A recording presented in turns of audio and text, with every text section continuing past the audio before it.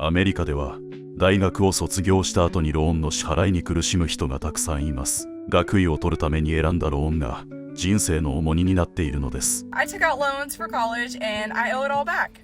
I made a conscious decision to get a bachelor's degree. I also chose to get a higher education and I owe it.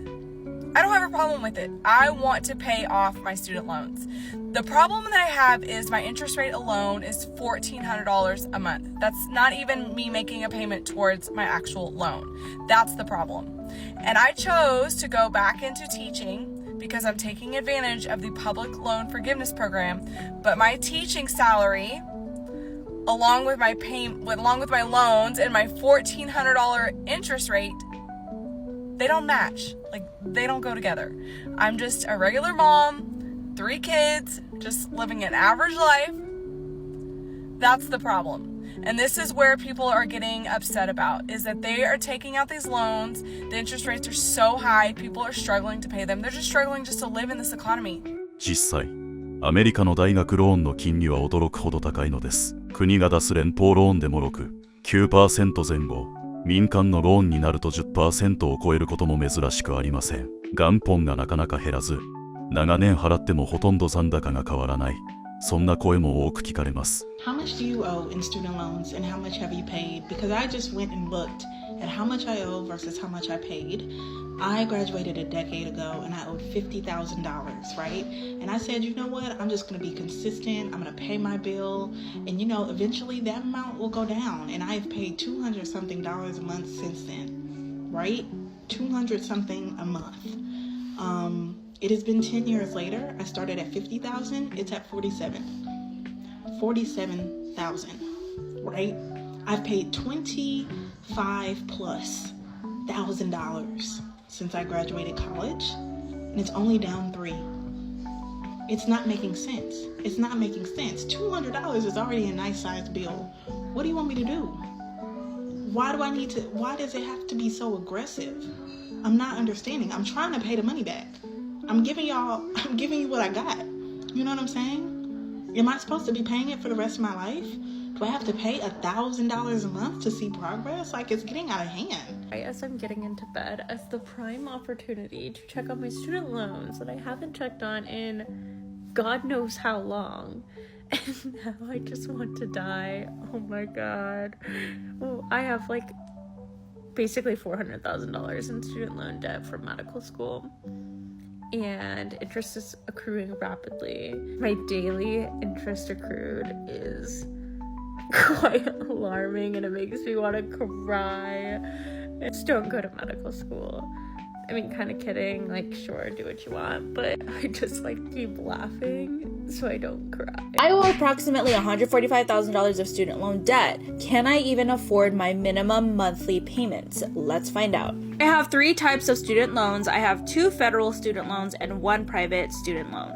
For my federal loans, my first one has a monthly payment of $399.37 a month. The second loan is $693.93 a month. And for my private student loan, my monthly payment is $642.33. In total, I owe monthly my minimum payment of $1,735.63. That is a crazy amount of money. Do I even make enough money to afford this? For my average, I'm averaging my take home. This isn't my gross income. So this is the average I make approximately per month for my take home. I do have 3 jobs. I have a full-time job and I'm a home infusion nurse. And I also work as a per diem hospice nurse. And I also make additional money on TikTok. So in total, I make approximately an average take home of $8,180.66. So my student loans is about 21% of my monthly payments, and this also does not take into account like my monthly mortgage, other like monthly payments that I have for bills and utilities and all of that stuff.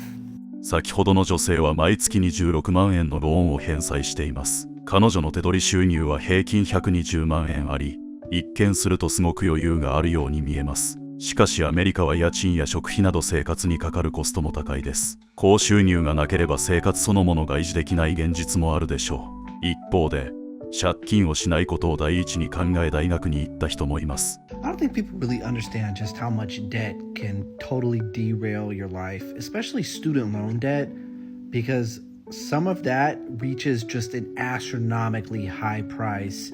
I saw someone saying they were paying $1,250 a month just to student loan debt.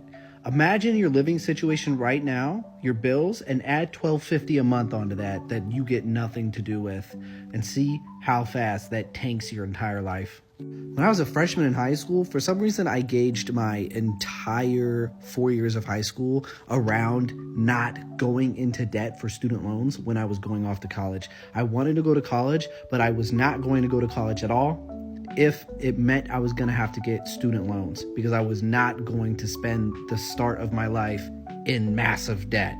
Luckily for me, the university I went to gave me a full ride and then some, so I was actually getting paid to go to university first from how much scholarship money I had, but I chose to go to my local state university instead of going to my bigger, better choice of a university because it was going to cost me too much money to live in that area at the time.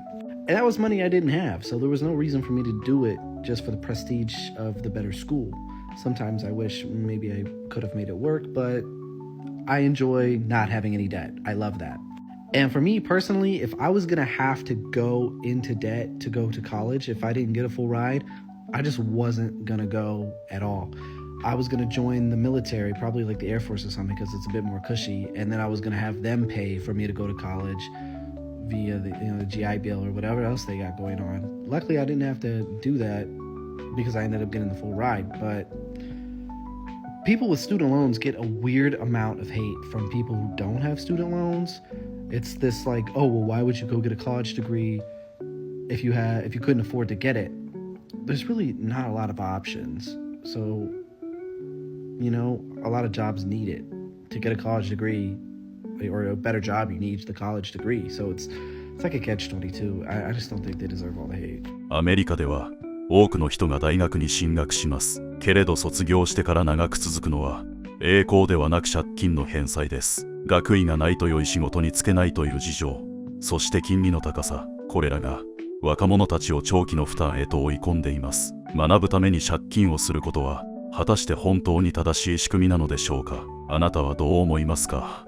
最後までご覧いただきありがとうございました。